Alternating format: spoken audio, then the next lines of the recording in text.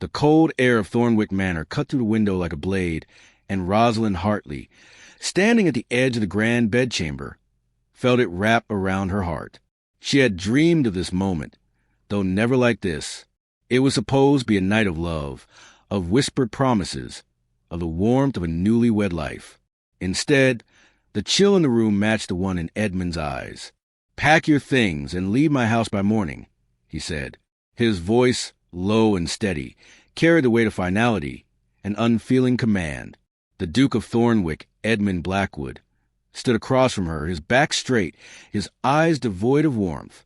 "I will never love you. This marriage was my father's dying wish, nothing more. You are a stranger to me, and you always will be." Rosalind's breath caught in her throat, the words sinking deep, far deeper than she ever thought possible. She had hoped for some semblance of affection, perhaps a spark of connection after 3 weeks of marriage, but instead, she was met with the cold reality that her husband had never wanted her at all. Her fingers tightened around the soft fabric of her nightgown, but she refused to let herself cry. Not now, not in front of him. She would not beg, would not plead for what had already made clear he was unwilling to give. Instead, she nodded, her heart heavy but her face composed. "I understand," she whispered, her voice steady despite the turmoil inside. She would not fight. She would not break down before him. As Edmund turned, his movement stiff, like he was battling some unseen force, Rosalind's gaze fell to his left hand. She hadn't noticed before, but there, just above his wrist, were burn scars. Deep, angry welts that twisted along his skin, a painful reminder of some past trauma. He had never spoken of them, never mentioned the pain that must have accompanied such scars. Perhaps it was a secret too painful for him to reveal. Yet, in that moment, Rosalind felt a strange pull towards him, an understanding that maybe his coldness wasn't born of cruelty, but of some deep-seated wound that refused to heal. He left without a word, retreating into the shadows of the manor, leaving her standing in the room, alone. Rosalind moved to the large window that overlooked the sprawling estate. The wind howled outside, pressing against the glass as if to remind her of her new reality. She was a prisoner in this house, bound by the contract of her father's making, a contract that had tied her to a man who could never love her. And yet, something inside her refused to accept the role of the abandoned wife. She wouldn't leave. Not just yet. Her eyes wandered over the manor's distant east wing, the part of the house that had been sealed off for as long as she could remember. She had heard rumors about it, whispered stories of tragedy, but had never been allowed inside. Her curiosity stirred. She wasn't about to leave this house without understanding its mysteries. With quiet determination, Rosalind made her decision. Instead of packing her things as Edmund had so coldly instructed, she would do something else. At dawn, she would explore the manor, find the answers to the questions that had long haunted her. As the night deepened, Rosalind settled into bed, but sleep eluded her. The cold rejection still echoed in her mind, but a small spark of resolve began to take root. She wasn't defeated. She wouldn't be. The first light of morning crept through the heavy curtains, and as the house settled into its early silence, Rosalind quietly slipped out of bed and made her way toward the door. She wasn't running away. No, she was taking the first step towards something she didn't fully understand yet, something that might just change everything. With one last look at the empty bed, she stepped into the dark hallway, ready to uncover the secrets Thornwick Manor had locked away for so long. As the first light of dawn stretched across Thornwick Manor, Rosalind stood at the threshold of the east wing, a single candle in hand. The mansion, usually filled with the quiet murmurs of servants and the occasional creak of its wooden floors, seemed to hold its breath as she stepped into the dust-covered hallway. The air was heavy with a sense of abandonment, the walls lined with faded portraits and draped curtains that hadn't been moved in years. Each footstep she took echoed in the silence, a stark contrast of the life she had once dreamed of sharing in this house. Her heart raced with a mixture of curiosity and trepidation as she made her way toward the kitchen wing, a place she had only heard of in hushed whispers. The door, always locked and forbidden, was finally within her reach. Rosalind had always been drawn to the mysteries of the manor, the corners that were kept hidden, the rooms that had been shut off from her. The kitchen, though, was not just another forgotten part of the house.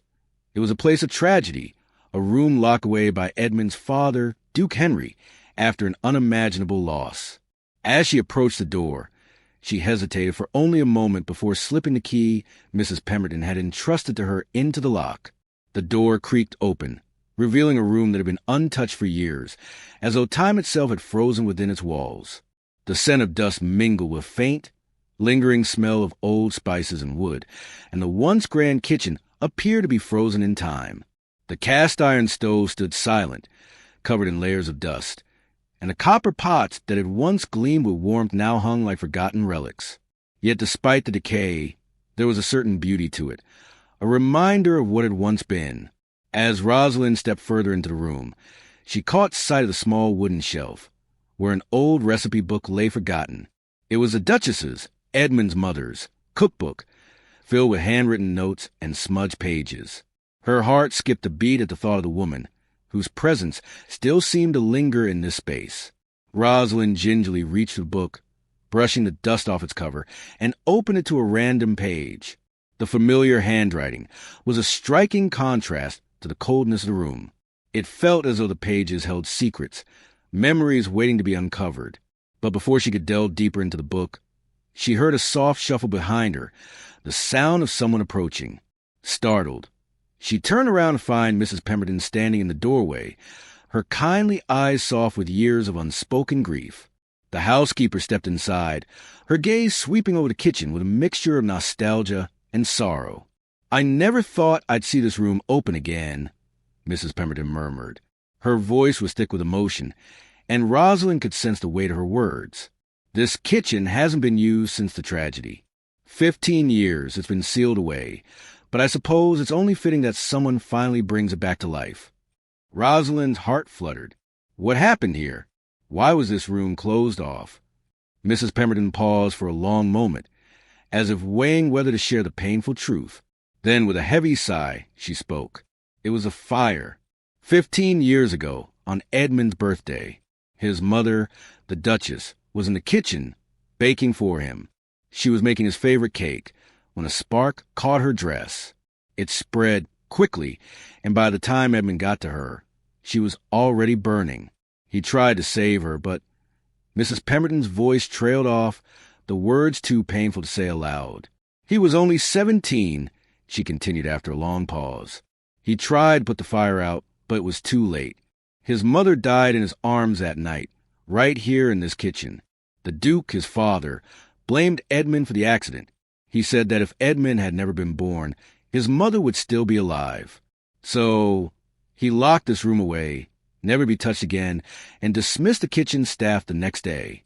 Rosalind listened in silence, the weight of the tragedy settling over her like a heavy cloak. The pain of loss, the guilt that Edmund must have carried all these years. It was unimaginable. She looked down at the cookbook in her hands, the very object that had once been part of the woman who had suffered and died here. Edmund had lost so much, and yet, from all accounts, he had never truly grieved. The walls he had built around himself were not just of his own making. They were a result of the unbearable grief that had shattered his life. Rosalind's fingers tightened around the book. "Is that why the kitchen was sealed? To erase all memory of her?" she asked, her voice soft but filled with the weight of the question. Mrs. Pemberton nodded. The Duke believed that by locking this room away, he could erase the memory of her death. He thought it would help Edmund forget. But in the end, it only made the pain worse. Rosalind's heart broke for Edmund in that moment. No wonder he was so distant, so cold. How could a man who had experienced such pain ever allow himself to feel love again? How could he let anyone close when the memory of his mother's death haunted him every day? But now, Mrs. Pemberton continued, her voice softening, perhaps it's time for this room to be opened again. Time for the kitchen to come back to life. The Duke may never be able to heal, but you might be the one to help him. Rosalind felt a strange sense of responsibility settle over her. It was a heavy weight, one she wasn't sure she was ready to bear, but it was also an undeniable pull.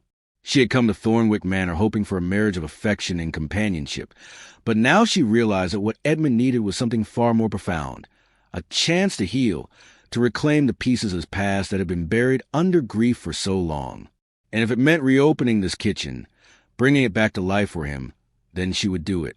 She would stay, not out of obligation, but out of a deep, unspoken understanding. "I won't leave, Mrs. Pemberton," Rosalind said firmly. "I'll reclaim this kitchen. I'll bring it back to life." Mrs. Pemberton smiled, a wistful, knowing smile. "I knew you would, my lady. You've got the heart of a true cook, just like your grandmother. I'll help you, of course, but you'll be the one to truly revive it." With that, Rosalind felt a spark of determination ignite within her.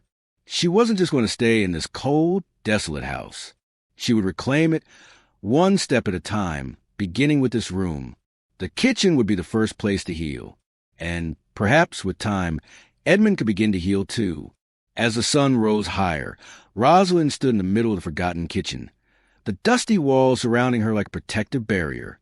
She had no idea what lay ahead, but she knew one thing for sure. She wasn't leaving Thornwick Manor. Not now, not ever.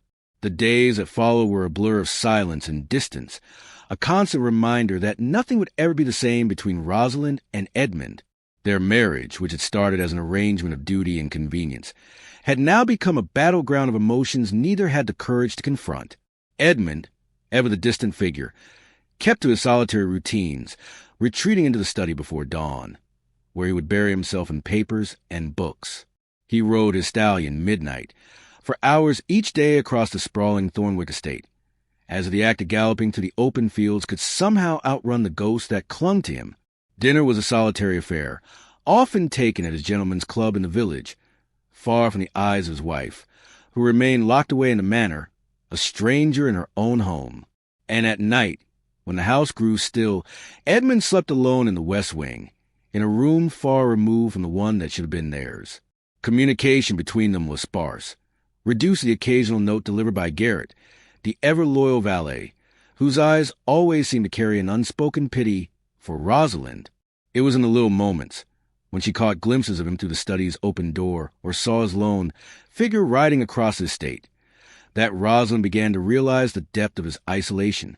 She watched him from the windows of the manor, her eyes tracing the lines of his stiff back, the way he would never look up, never acknowledge her presence. It was as if he had made a silent vow to shut her out, to keep her at arm's length, and she, in turn, was beginning to understand that there would be no warm welcome waiting for her.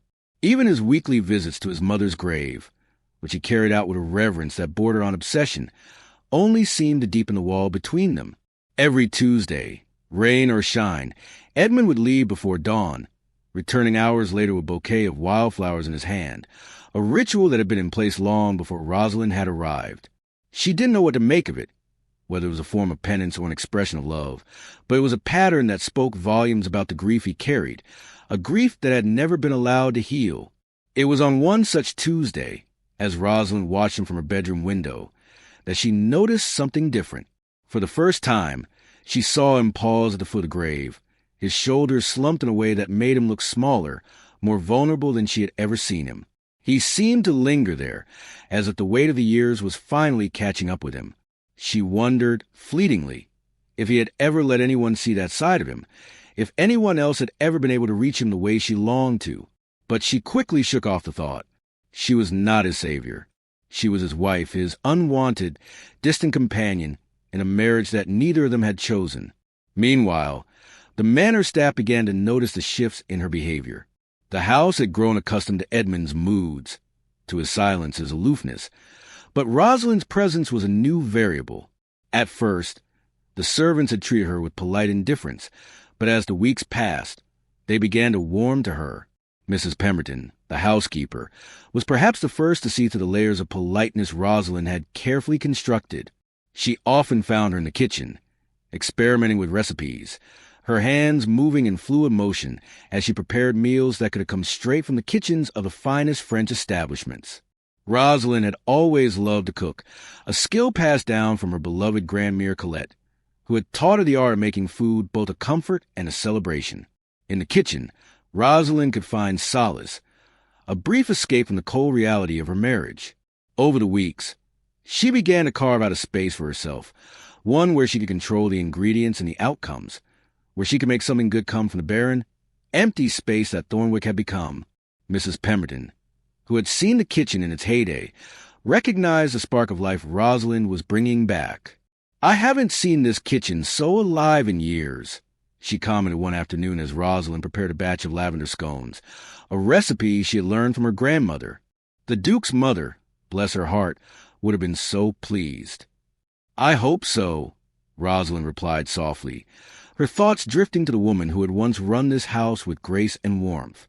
She could almost hear the sound of the Duchess's laughter, the way she would hum as she worked, filling the air with a sense of purpose.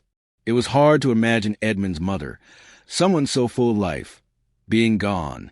The house had felt like a hollow shell since her death, and Edmund, though physically present, had never fully inhabited it. His grief had consumed him in ways that even she couldn't understand. But perhaps there was a way to reach him.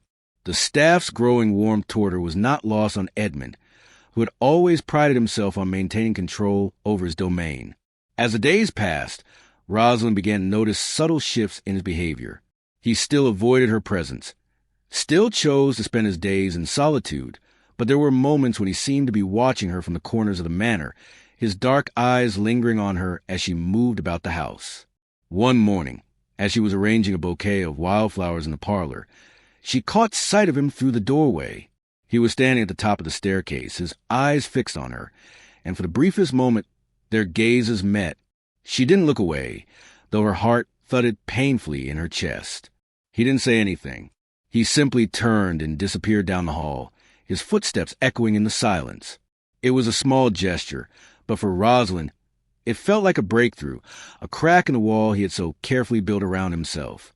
Perhaps he wasn't as indifferent as he pretended to be. Perhaps there was something left inside him that still yearned for connection.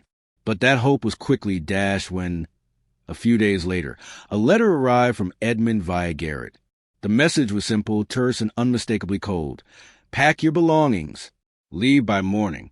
I'll provide funds and separate residence in Bath." The words hit her like a physical blow, a stark reminder of how little she mattered in his life. It seemed that no matter what she did, no matter how much she tried to bridge the distance, she was still just a stranger to him, a burden he wished to be rid of. Rosalind stood motionless as she read the letter, the flames in the fireplace dancing in front of her like mocking shadows. But rather than succumb to the despair she had so often felt in the past weeks, something inside her hardened. She would not leave. Not this time. She would not be sent away like some disobedient child. She had a right to stay, to fight for her place in this marriage, even if Edmund refused to acknowledge it. That night, as the manor settled into its usual silence, Rosalind made a decision. She would no longer be the passive observer in her own life. She would take control. She would reclaim the one thing she had always loved, the kitchen, and bring it back to life, not just for her own comfort, but for Edmund as well. If she could not reach him with words, perhaps she could reach him with memories. The next morning, she rose before dawn, determined to make a change. Instead of packing her things, she set to work in the kitchen, preparing a meal for herself and the man who would never truly see her. She would bake something special, something that would remind him of what he had lost and what he could still have. And in the quiet moments that followed, she would wait patiently for the day when he would finally come to her, when the walls around his heart would begin to crumble. For now, she would cook, and in doing so, perhaps she could begin to heal them both. The kitchen, long abandoned and shrouded in dust, began to take on a life of its own. Rosalind had spent the better part of the past week learning every corner, every nook of the old room, as though by immersing herself in its forgotten walls, she could somehow breathe life into its lifelessness. The silence that had once felt oppressive now felt like a canvas, waiting to be filled with sound, laughter, the clatter of utensils, the hum of a task well done. The first time she lit the stove, after so many years of disuse, it was as though she had awakened the very heart of Thornwick Manor. The familiar scent of warm bread and spices began to fill the air, replacing the musty odor of decay. There was a rhythm to the work, a calmness in repetition. And as Rosalind kneaded dough and sifted flour, her mind would drift back to memories of her childhood in Provence. She could almost hear Grandmere Colette's gentle voice, whispering instructions as they baked together in her tiny kitchen, the warmth of the oven matching the warmth in her heart. Baking had always been a refuge for Rosalind, a place where she could pour her heart and soul into the simple act of creating something beautiful, something that brought comfort to those she loved. And so, one night, as the winds howled outside and the manor seemed to shrink on itself, Rosalind decided to bake. She reached for a weathered recipe book that had belonged to Edmund's mother, the Duchess of Thornwick, a book that had once been filled with love and laughter in the very kitchen she now occupied. The pages were worn, the ink faded in places, but they still carried the essence of a time long past. Her fingers gently traced a handwritten recipe for an apple tart, the very dessert Edmund's mother had once made for him on his birthday. The idea of recreating something so personal, so tied to the past, made Rosalind heartache, but she felt an undeniable pull to bring that past back to life. She gathered the ingredients, cinnamon, honey, butter, and thinly sliced apples, and began the familiar process. The rhythm of the work soothed her, grounding her in the present while allowing her to honor the past. As the dough took shape and the scent of the tart began to fill the kitchen, Rosalind felt a strange sense of connection to Edmund. She could almost imagine his mother standing beside her, teaching her how to fold the dough, how to infuse the filling with just the right amount of sweetness. For a moment, she felt as though she was no longer alone in the kitchen, as if the spirit of the woman who had once ruled this room had returned to offer her guidance. Once the tart was finished, Rosalind placed it in the oven and waited, the warmth of the kitchen wrapping around her like a comforting embrace. It felt like a small act of rebellion against the coldness that had pervaded her marriage, against the walls that Edmund had so carefully built between them. She would not let him push her away so easily. She would not be forgotten. As the tart baked, she found herself thinking of Edmund.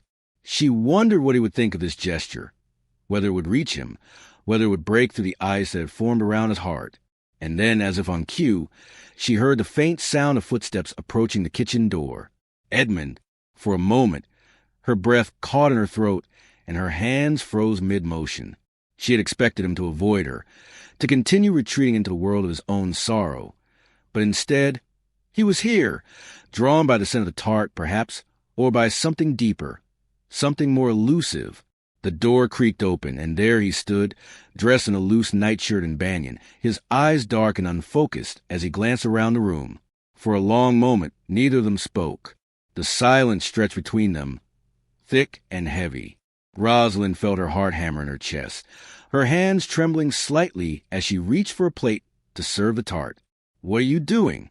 Edmund's voice was hoarse, almost unrecognizable. His eyes were wide, as if he couldn't quite believe what he was seeing. Rosalind held the plate out to him, a simple offering. "I am staying." "And I am baking," she replied, her voice steady despite the fluttering in her chest. She did not flinch under his gaze. This was not the time for weakness, not the time for retreat. She had decided, in this moment, that she would not be intimidated by his coldness, nor by the hurt that lingered between them. He stood in the doorway, his gaze flickering between her and the tart, his eyes betraying a trace of something. Curiosity, perhaps, or even the faintest spark of recognition. Slowly, he stepped forward, reaching for the plate with trembling hands. The contact between them, however brief, sent a jolt of warmth through Rosalind, though she refused to acknowledge it. He took the slice of tart without a word, his fingers grazing hers in the process, and without so much as a glance in her direction, he walked over to the kitchen table. He sat, the chair scraping against the wooden floor with a soft, protesting sound, and for a long moment he simply stared at the slice of tart, as if unsure what to do with it. Then, without lifting his gaze, he took a bite. His eyes fluttered closed as the taste seemed to flood his senses. Rosalind watched him carefully, noting the way his shoulders relaxed, the way his body seemed to soften just a fraction. It was a moment of vulnerability, fleeting and almost imperceptible, but it was there, and for that brief instant, Rosalind felt a surge of hope. The grief that Edmund carried with him, so heavy, so consuming, had not been an easy thing to witness, but this moment of connection felt like the first crack in the wall he had built around himself. It was as if, for just a second, the years of pain and loss fell away, leaving behind the man she had married, the man she had hoped to love. She waited, watching him in silence, her heart in her throat, as he chewed the tart slowly, savoring each bite. The minutes stretched on, and still He did not speak. Rosalind had no idea what he was thinking. No idea whether the simple act of baking had actually made a difference. Perhaps it hadn't. Perhaps he would return to his cold indifference by morning. But in this moment, it felt like something had shifted, something subtle yet significant. Finally, after what seemed like an eternity, Edmund put the plate down on the table. He didn't speak, but his hands trembled as he picked up the silver fork beside him. His gaze remained fixed on the plate, and the silence between them grew even more profound. Rosalind, for her part, didn't know how to break it. She wanted to say something that would bridge the distance between them, something that would make him understand how deeply she had come to care for him, how much she longed for him to heal. But the words wouldn't come. She wasn't sure if she even had the right words. Instead, she simply watched him. After a long moment, Edmund stood, his movements slow and deliberate.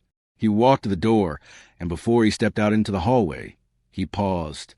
"What's your name?" he asked softly, as if he had forgotten for a moment. "Rosalind," she replied, her voice barely a whisper.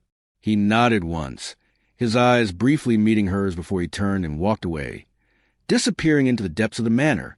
Rosalind stood there for a long time, her heart pounding in her chest. She wasn't sure what to make of the moment, whether it was a breakthrough or just another fleeting interaction, but she knew one thing for certain. It had been a step. A small one, perhaps, but a step nonetheless. And for the first time in weeks, Rosalind allowed herself to believe that there might be hope. Hope that the man she had married, the man who had closed himself off from the world, might one day let her in. Hope that the kitchen, the heart of the manor, could be the place where healing began. In the weeks that followed, the pattern became almost ritualistic. Every morning before dawn, Rosalind would rise from her bed, pull on a simple dressing gown, and quietly make her way down to the kitchen. The house was still asleep, the servants not yet stirring, and the manor held an eerie silence that seemed to match the stillness in her heart. She moved with purpose, almost instinctively, as her hands worked with the same care and precision each time. It was no longer just a task. It was a sacred routine, something she had made her own.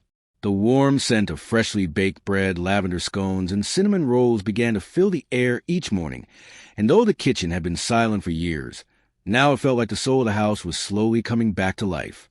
And each morning, Edmund would appear, though never with words, never with explanations.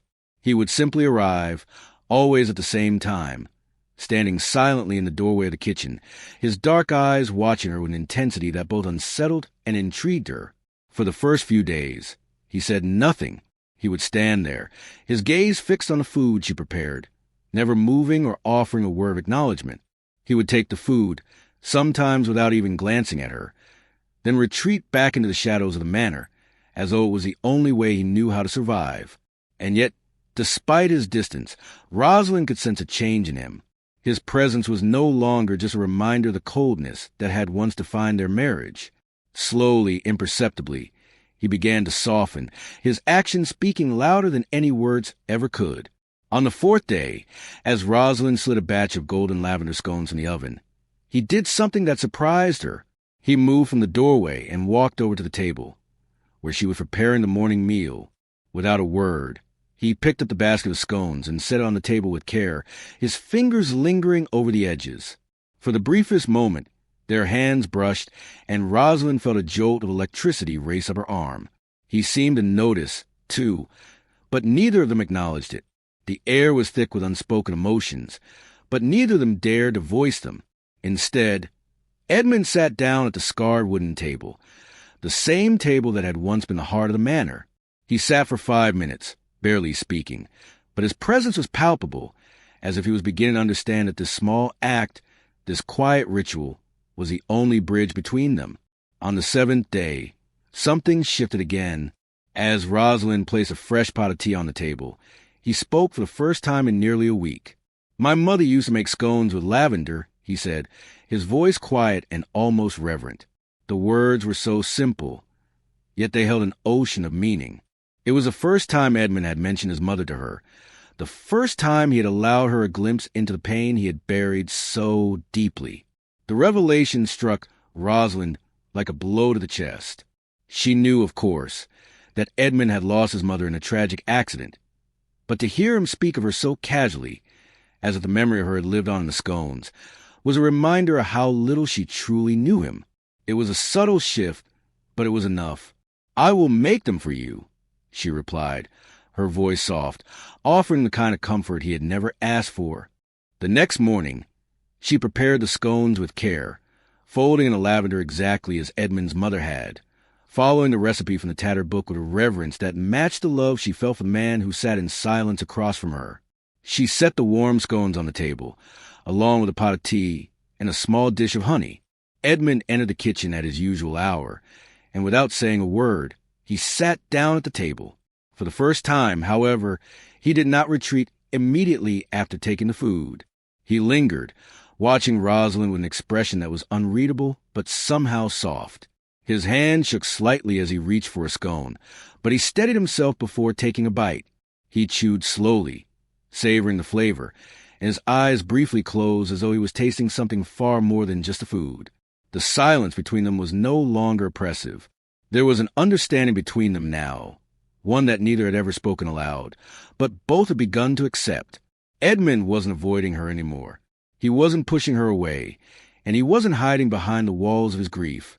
He was allowing himself, for the first time, to share something with her. That simple act of eating the scone, of sharing in a memory of his mother, felt like the beginning of something new between them. Each morning that followed, Edmund's presence at the table became less of a ritual and more of a choice. He didn't simply show up to take the food and leave. He stayed. He sat with her, watching her move around the kitchen, listening to the sound of her humming softly as she worked. The staff began to notice the change as well. Mrs. Pemberton, who had seen Edmund withdraw for so many years, now saw him coming to breakfast every morning, even if he didn't speak a word. It was the small things that spoke volumes, the way he would silently pass her the butter or how he would pour the tea without being asked. It wasn't the words he said, but the actions that spoke louder than any of them. There was another shift, too. As Edmund started to stay longer at the table, he began to ask Rosalind questions, though they were simple at first. He asked about her childhood in Provence, about the dishes her grandmother had taught her to make, and the songs they had sung as they worked. Each answer she gave felt like another layer peeled back, revealing more of herself than she had ever expected to share. There was no grand confession, no dramatic revelation, just simple exchanges, two people learning about each other through small, quiet moments. And yet, the connection between them deepened in ways neither could have anticipated. On the 12th day, when Rosalind placed a batch of freshly baked brioche on the table, Edmund did something he had never done before. He smiled. It wasn't a wide, joyous smile, but was a smile nonetheless, a small, genuine curve of his lips that made Rosalind's heart flutter in her chest. It was a sign of progress, of something fragile but real beginning to take root between them. It wasn't much, but it was enough. Over the next few days, Edmund stayed longer at the breakfast table. He began to share memories of his mother, stories of the holidays they had spent together, of the times they had laughed in this very kitchen. The pain in his voice was still there, lingering like a shadow, but it wasn't as overwhelming as it had been before. Slowly, Rosalind began to see the man beneath the grief, the man who had once been capable of love, capable of joy. It was in these quiet mornings that she saw the possibility of healing, not just for Edmund, but for herself as well. She wasn't just a wife in a marriage of convenience anymore. She was someone who could reach him, someone who could help him rediscover the parts of himself that had been buried under the weight of his loss. She knew that it wouldn't be easy, that the path forward would be full of challenges. But for the first time in weeks, Rosalind allowed herself to believe that they might find a way back to each other. And all it took was a simple, shared breakfast, the warmth of the kitchen, the scent of fresh bread, and the quiet comfort of two people learning to live again, side by side. As the days passed and the kitchen slowly became the heart of Thornwick Manor again, Rosalind found herself settling into a rhythm she hadn't known was possible. The pain of Edmund's coldness had not disappeared entirely, but it no longer seemed as overwhelming. Instead, she focused on the small victories, the moments when Edmund lingered at the breakfast table a little longer, when he shared another memory of his mother, or when his eyes softened just for a moment as he watched her prepare a dish with care. Each one of these moments, small as they seemed, felt like a step forward, a shift in the invisible wall that had once separated them. Rosalind knew, however, that this fragile connection needed something more, something deeper, to truly bridge the gap between them. And so, when the weather began to warm and the first signs of spring started to show themselves in the garden surrounding Thornwick, she turned her thoughts to a dish she had been wanting to make, a dish she knew would carry meaning for Edmund. It was the very dish his mother had prepared for him on his birthday every year, the one that had been a staple of their family celebrations, beef bourguignon. It was said to be a recipe that had been passed down through generations, a dish that Edmund's mother had learned while on her grand tour in France, one that held not only the essence of home, but the bittersweet memories of a time when things had been whole. Rosalind had heard about it from Mrs. Pemberton, who had told her in a hushed, almost reverent tone, how the Duchess of Thornwick had spent hours in the kitchen preparing it for her son each year. It had become an annual tradition, one that had been repeated with love and devotion, until the night of Edmund's mother's tragic death. Mrs. Pemberton had said that Edmund himself had once helped peel the pearl onions of the dish every year, a ritual that seemed so simple at the time, but now carried a weight of sorrow that nothing could ease. The idea of making beef bourguignon for Edmund, of recreating the dish his mother had so lovingly prepared for him, filled Rosalind with a mixture of trepidation and hope. She wasn't sure if the gesture would be enough to reach him, if it would stir the memories he had buried so deep, but she knew it was a step she had to take. It was a way for her to show him that she understood, that she could be part of the healing he so desperately needed. With this thought in mind, she began her hunt for the perfect recipe. She sought out Tobias, the elderly gardener, who had been at Thornwick Manor for as long as she could remember. He had known the Duchess well, and was one of the few who had witnessed the events of that fateful night. When Rosalind asked him about the dish, his face softened, and he nodded, a wistful look in his eyes. The Duchess always made it on Edmund's birthday, without fail, he told her. She'd bring in fresh beef from the local butcher, and the wine. Ah, the wine was always the finest Burgundy. But the real secret was in the little things, the pearl onions, the herbs from her garden, and the candied violets she would garnish the dish with, just before serving it. Tobias's voice trembled slightly as he spoke, his hand shaking as he remembered the woman he had loved like a second mother. He told Rosalind that the recipe had been one of the Duchess's most prized possessions, something she had written down herself, a perfect blend of French techniques and local ingredients. The more Rosalind heard about the dish, the more determined she became to recreate it exactly as it had been. She knew that it would be no easy feat, but she was willing to try. After speaking with Tobias, she began to write to her grandmother in Provence, hoping to receive detailed instructions on how to prepare the dish. She waited eagerly for her response, her heart full of anticipation. In the meantime, she scoured the manor's kitchen for the ingredients she would need. The herbs were easy enough to find.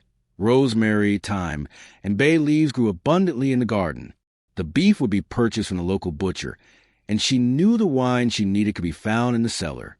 But the pearl onions, those delicate little bulbs that were so essential to the dish, were more elusive. Rosalind asked Mrs. Pemberton about them, and the housekeeper's face lit up with recognition.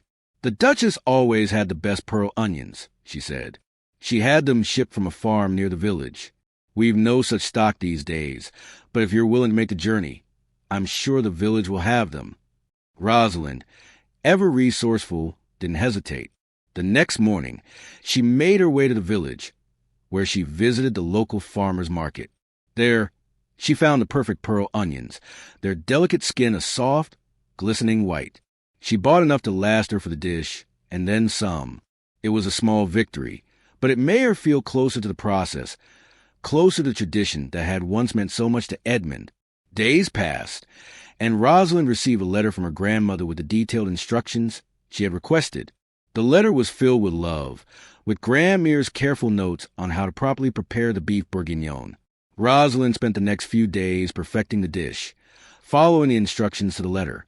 She spent hours in the kitchen, stirring the rich sauce, browning the beef, and adding the wine, all the while thinking of Edmund, imagining how he would react to this labor of love. She could almost see the memory of his mother in the way he would smile when he tasted it, as if the dish itself would bring him back to a time when he had been whole, when he had known love and warmth and abundance. As she worked, Rosalind found herself growing more confident. She had always loved cooking, but this was different. This was about more than just food. It was about healing, about rebuilding something that had been broken, something that she hoped could be mended to the simple act of preparing a meal. When the dish was finally complete, Rosalind stood back and looked at it, her heart pounding in her chest. It was beautiful, rich, fragrant, and full of history. She felt a surge of pride, mixed with a deep sense of vulnerability. This was her offering, her way of telling Edmund that she understood, that she was here, ready to stand by his side, to help him find his way out of the darkness. But the invitation to the Countess Wexford's dinner party was still hanging over her head. It was a gesture she had been hoping for, but now, with the dish prepared, she felt a new sense of urgency. She could not wait forever. She needed to show Edmund that she was committed to this marriage, that she was willing to fight for them both. And so, when Edmund returned from his weekly visit to his mother's grave, Rosalind took a deep breath and approached him. She had heard him moving around the manor, his footsteps heavy with the weight of his thoughts. When he finally appeared in the hallway, she caught his eye, and for the first time in days, she saw something other than the usual coldness in his gaze. "Edmund," she said, her voice steady, "there is a dinner party tomorrow at Countess Wexford's. I would like you to accompany me." He hesitated for a moment, his expression unreadable.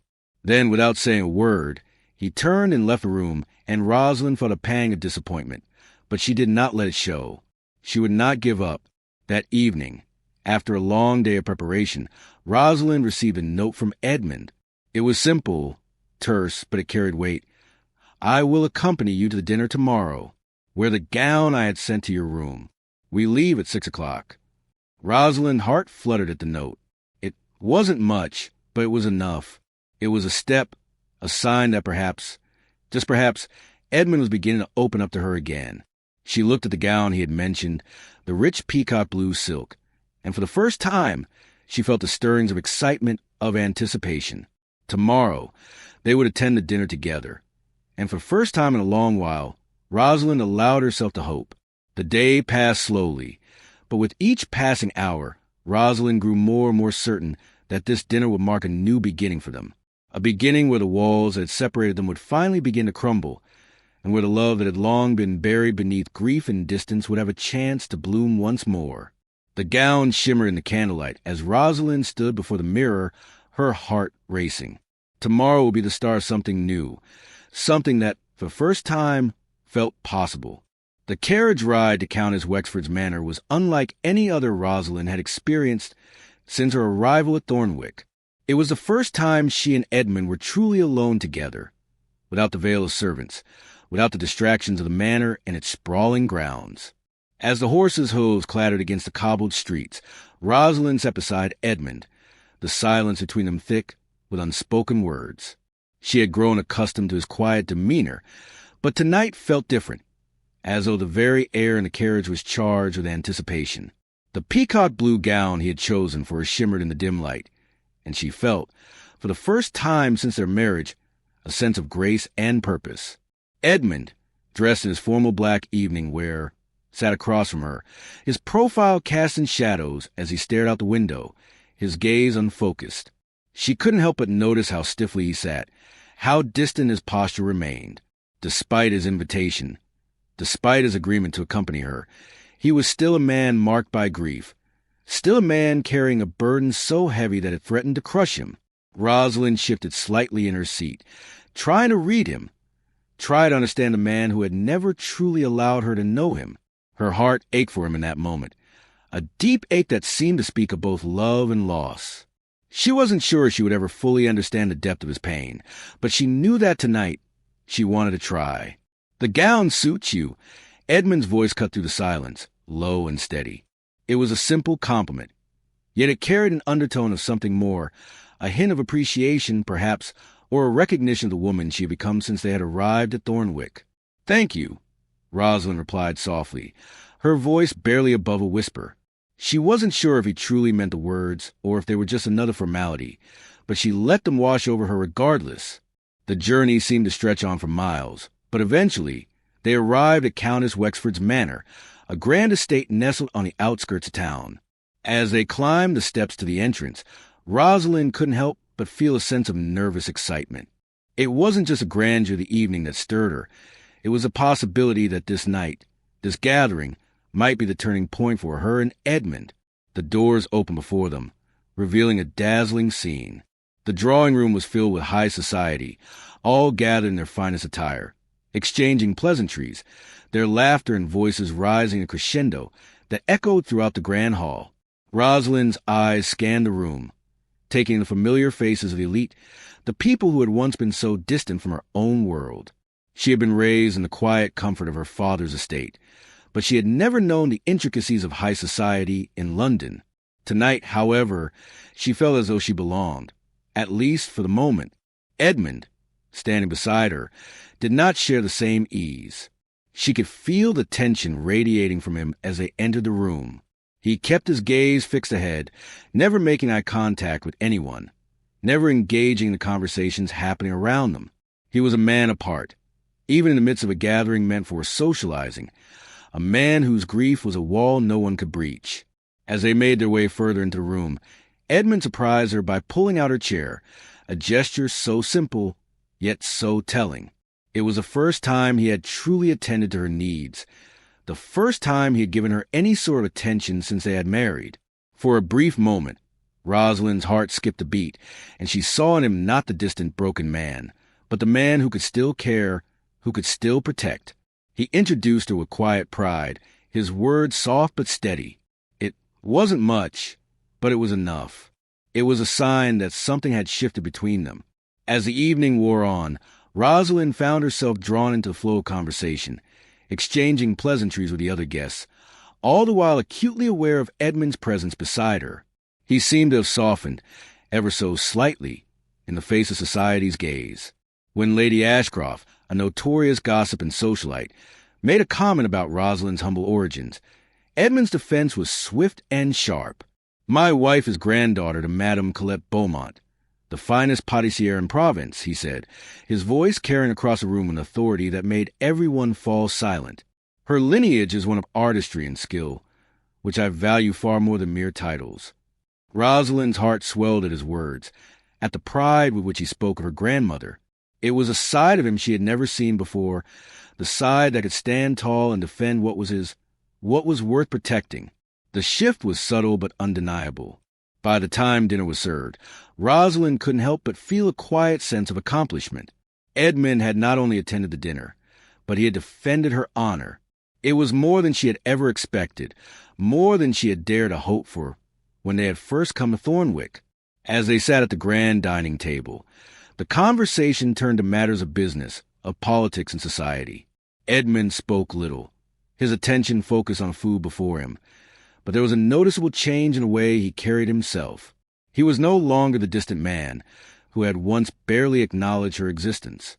There was something different in the way he moved, in the way he regarded her, as if he was beginning to see her not just as his wife, but as someone worthy of his respect. After dinner, as they made their way back to the carriage, Rosalind couldn't help but feel a sense of cautious optimism. The evening had gone better than she had imagined, and as they climbed back into the carriage, Edmund turned to her, his face soft in the dim light. "I researched your grandmother," he said, his voice low, almost as if he were confessing something. Rosalind looked at him, surprised. "Why?" she asked, her voice barely above a whisper. "Because I realized I knew nothing about you," he replied, his gaze intense, but not cold. That seemed criminal. His words, so simple yet so loaded, struck her with the force of a revelation. For the first time since their marriage, Edmund had truly acknowledged her, not as a stranger in his home, but as a person, someone with a history, with a legacy. "I know about your mother," he continued, his voice faltering for a brief moment. "Tomorrow is my birthday."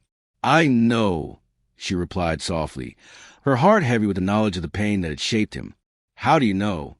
Edmund asked, his voice tinged with curiosity. "Mrs. Pemberton," Rosalind said, her eyes meeting his. "Tobias, your mother's recipe book." Edmund's breath caught, and for the briefest of moments, the wall around him seemed to crack. "What else do you know?" he asked, his voice barely a whisper. That she made you beef bourguignon, Rosalind said, her voice steady. That you helped peel the pearl onions. That she died trying to bake your birthday cake. The words hung in the air between them. A confession, a shared understanding. Edmund's face twisted with pain, and for a moment, he looked as though he might break. He turned away, looking out the carriage window, his jaw clenched, his eyes filled with an ocean of sorrow.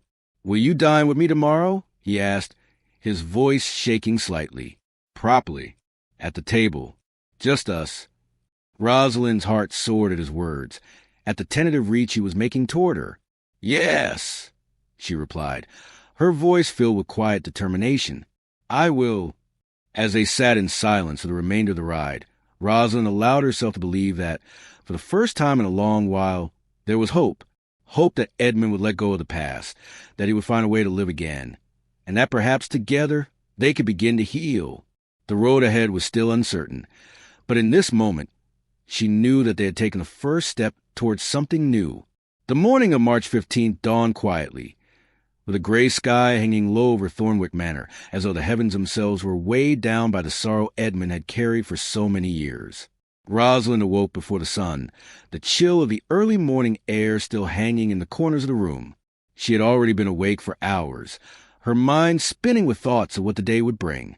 The air around her was thick with anticipation, the quiet weight of history pressing on her shoulders as she prepared for what might be the most important meal she had ever cooked in her life. The recipe, now ingrained in her memory, was ready. She had worked tirelessly, following Grandmere Colette's instructions to the letter, recreating every step of the dish that had been a staple in Edmund's life long before she came to Thornwick. Today, she would give him something more than food. She would give him the very memory of his mother, the woman who had loved him so fiercely and whose absence still haunted him. The kitchen, once abandoned, was now alive with the sense of the beef bourguignon simmering slowly on the stove, the rich wine sauce melding with the herbs and vegetables, filling the manor with warmth. The delicate pearl onions were already caramelized, and the aroma of garlic and fresh herbs hung in the air, wrapping itself around Rosalind as she moved with purpose, preparing the dish with a care that mirrored the deep care she had come to feel for the man she had married. It was a ritual, not just of cooking, but of understanding, of empathy. As the day passed, Rosalind set the formal dining room, using the delicate blue and white porcelain china that had belonged to Edmund's mother, the silver candlesticks shining in the low light.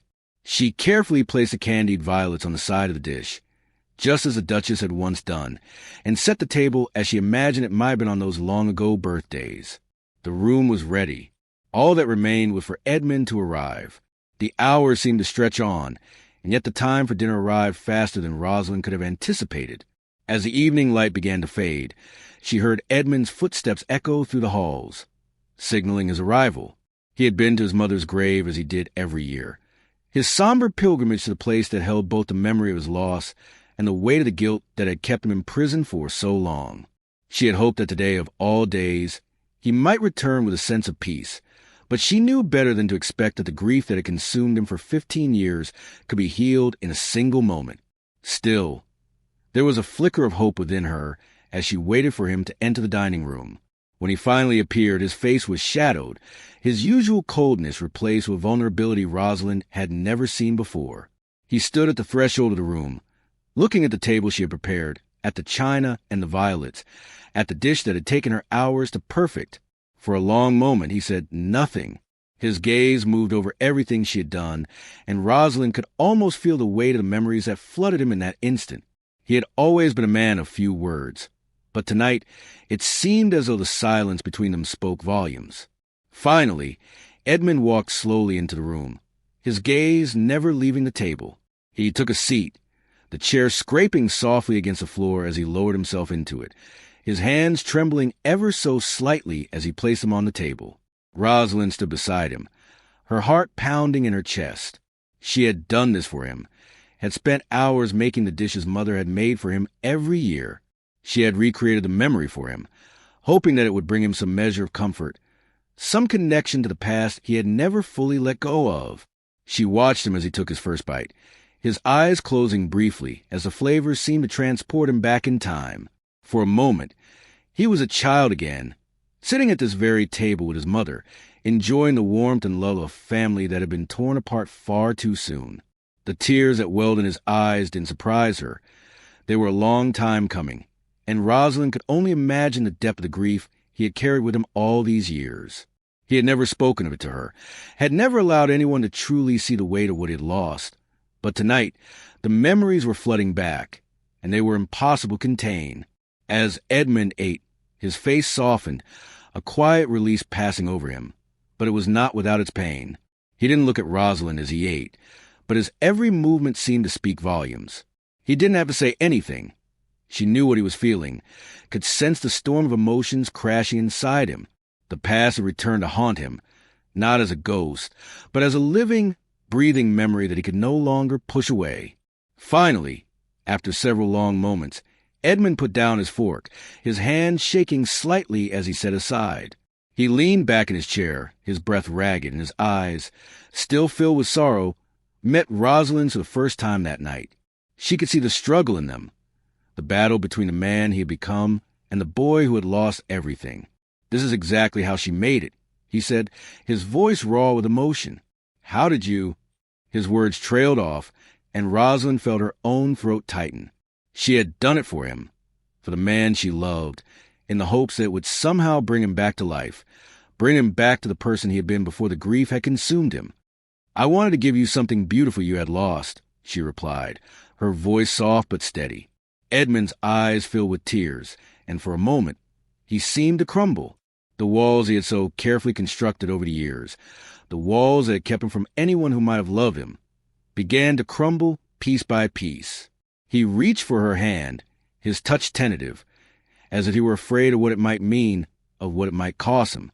He turned it over in his own, his callous fingers brushing gently against her skin. "I've spent 15 years punishing myself," he said, his voice barely above a whisper.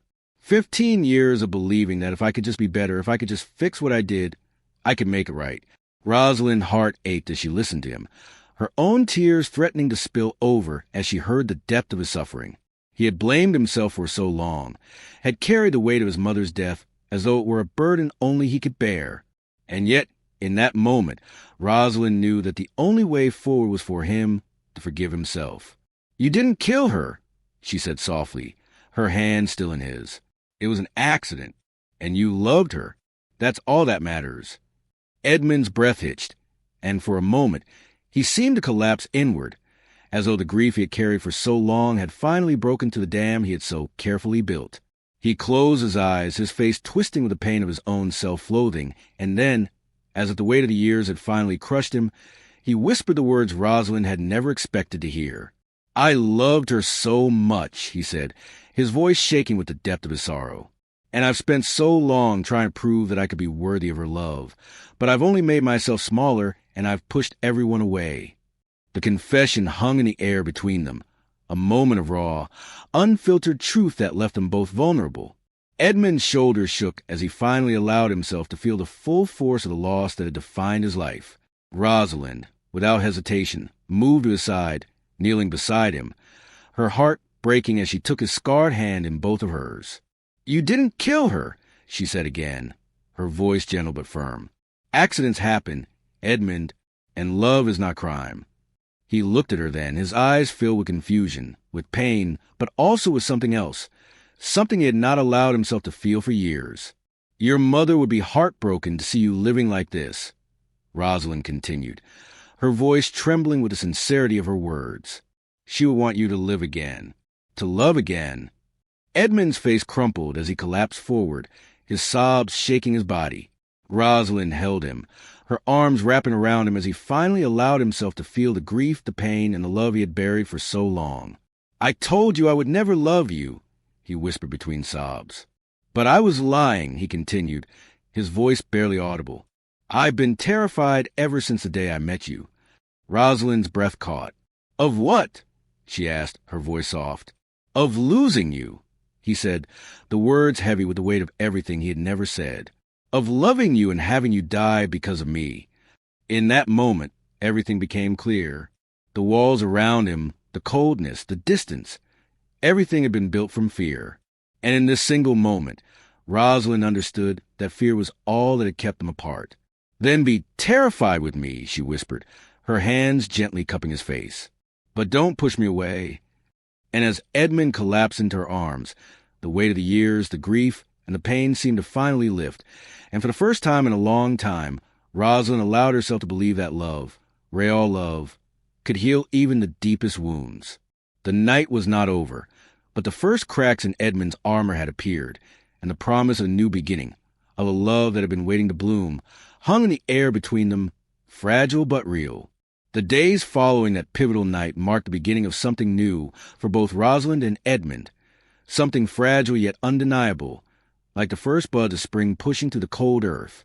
Thornwick Manor, which had been steeped in silence and sorrow, slowly began to transform. The kitchen, once a place of sorrow and memories of loss, became the beating heart of the house. The scent of freshly baked bread, pies, and savory stews once again filled the air, replacing the musty stagnation of abandonment. For the first time since they had arrived at Thornwick, Rosalind and Edmund found themselves moving in harmony, not as two strangers bound by duty, but as two people rediscovering each other in the quiet moments of shared work, laughter, and even silence. They cooked together every morning, the once frigid air between them now charged with the warmth of shared labor. Edmund, once a man who could barely meet her gaze, now found himself lingering in the kitchen, asking questions about the recipes she had learned from her grandmother. He would often offer her a gentle smile, the first true smiles he had given her since their wedding. She began to see him as more than just a man who had shut himself off from the world, more than a man who had been consumed by grief. Slowly, he was becoming the man he had been before, the boy who had once had the capacity for joy, for love, for life. Each morning as they stood together, kneading dough, chopping vegetables, and preparing meals, their connection deepened. There were moments when their hands brushed, moments when they shared a quiet glance, a smile, or a word that spoke volumes. It wasn't always easy, and there were still moments when Edmund would retreat into the shadows of his grief, but those moments were fewer now, and when they came, Rosalind knew how to give him space without pulling away herself. The manor staff, once wary of the cold, distant Duke, began to see a change in him as well. Mrs. Pemberton, the housekeeper who had known Edmund since he was a child, watched with a quiet joy as the house came back to life, the echo of laughter and warmth returning to the halls. Even Tobias, the elderly gardener, noticed a change. "He's not the same man he was before," Mrs. Pemberton said to Rosalind one afternoon as they worked side by side in the kitchen. "It's as if he's remembered what it's like to live again." Rosalind only smiled, her heart full of the unspoken truth that was blossoming between them. Life at Thornwick was no longer an endless procession of cold, unfeeling days.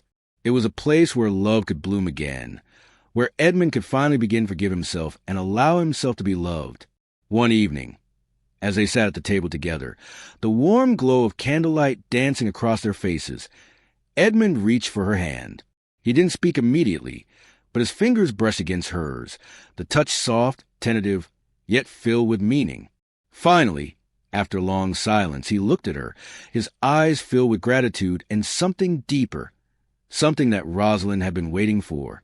"I never thought I would be able to feel anything again," Edmund said quietly, his voice low but steady. "I thought that if I allowed myself to love, it would only make the pain worse. But you," he paused, swallowing hard, "you've made me remember that life isn't just about surviving. It's about living, about loving, about healing." His words, so simple yet so profound, filled Rosalind's heart with a warmth that no fire could ever match. "I will always be here for you, Edmund," she replied softly, her voice full of sincerity. "And I'll never stop loving you, no matter what." It was a promise, one that would be tested in time, but Rosalind knew deep in her heart that it was a promise she would keep. They were no longer the same two people who had been thrust together by duty, no longer the strangers who had once walked past each other in silence. They had become partners, not just in marriage, but in life, in healing, and in love. As the weeks turned to months, their bond grew stronger, and Thornwick Manor transformed from a house of shadows into a home. The kitchen, once a symbol of loss, became a place of joy. Every Sunday, Edmund and Rosalind would bake together, preparing the dishes that had once been the signature of the late Duchess. The staff would gather around, sharing in the warmth and laughter that filled the room, and on those mornings, it seemed as though the house itself was alive again. Edmund began to fund a new program for the local village girls, a cooking school where Rosalind could teach them the skills she had learned from her grandmother. It was her way of giving back, of passing on the lessons of love and healing she had learned through food. Edmund, ever supportive, attended every session, watching with pride as Rosalind poured her heart into the program. Together, they were building something beautiful, something lasting, and something that was all their own. 1 year after the night of the birthday dinner, Thornwick Manor was hosting a grand celebration. The house was full, the rooms echoing with the laughter of friends and family, the smell of roasted meats and fresh bread wafting through the air. The guest list included all of the people who had once been skeptical of their marriage, the people who had whispered behind closed doors about the cold Duke and his invisible wife. But those whispers had long since faded. The transformation was undeniable. Edmund, standing beside Rosalind at the center of the room, raised his glass in a toast. "Last year, I tried to send away the greatest gift I ever received," he began, his voice steady and filled with emotion. "My wife refused to leave." He paused, his eyes meeting Rosalind's. "She stayed. She cooked. She loved me when I couldn't love myself. And in doing so, she saved me." The room was silent for a moment, and then the applause began, gentle at first, but growing louder as everyone in the room recognized the truth in Edmund's words. Rosalind's heart swelled with love and gratitude as she looked at Edmund. He had come a long way since that first night of rejection, and so had she. Together, they had faced the darkness, and together they had found the light. After the toast, they slipped away from the gathering, finding a quiet moment in the kitchen where it all began. The fire was crackling in the hearth, the moonlight streaming through the windows, casting a soft glow over the room. Rosalind, feeling the weight of the past year lift from her shoulders, placed Edmund's hand gently on her belly. "A child." Edmund's voice was filled with wonder, his eyes softening as he looked down at her. Rosalind nodded, her eyes shining. "Yes," she said, her voice thick with emotion. "Due in October." Edmund's face softened with joy. The tears that had once been a symbol of his pain, now replaced with tears of happiness. "A child born from love, not duty," he whispered, his hand gently resting on her stomach. "What will we teach them?" he asked, his voice filled with tenderness. Rosalind smiled, her heart full of love for the man who had become her world. "That food is love. That healing takes time. That even the coldest hearts can thaw with patience," she said. "And that their father is the luckiest man in England." Edmund pulled her into his arms, holding her tightly as the fire crackled behind them. The past had been difficult, the road they had walked fraught with pain and loss. But now, in this moment, all that mattered was the love they had found. The journey was far from over, but Rosalind knew that no matter what came next, they would face it together. In the stillness of the kitchen, the place where their lives had begun to change, they found peace. The house was filled with warmth, with life, and with the promise of a future that was theirs to create. And as they danced together, in the quiet of the night, Rosalind knew that they had finally found what they had both been searching for, each other. The love that had once been so distant, so impossible, was now their reality. The night was theirs, and for the first time in a long time, Rosalind could finally say with certainty that she was home. And as Edmund whispered against her hair, "I will always love you," she smiled, knowing that the love they had built together was a love that would last forever. "Even when I'm round as a Christmas pudding," she teased, her voice light with laughter. Edmund chuckled, the sound full of warmth of joy. "Especially then," he said, his voice filled with affection. "And I will spend every day proving I never should have said otherwise." As their laughter filled the kitchen, they knew that the future was theirs to share, one step at a time, one meal at a time, one moment of love at a time. And as the fire crackled in the hearth, they danced, their hearts finally at peace, their love finally free to flourish. "You already have," Rosalind whispered, her hand resting on his chest as they swayed in the moonlight. "You already have." And so, their story continued, The love they had fought so hard for now blooming in the light of a new day.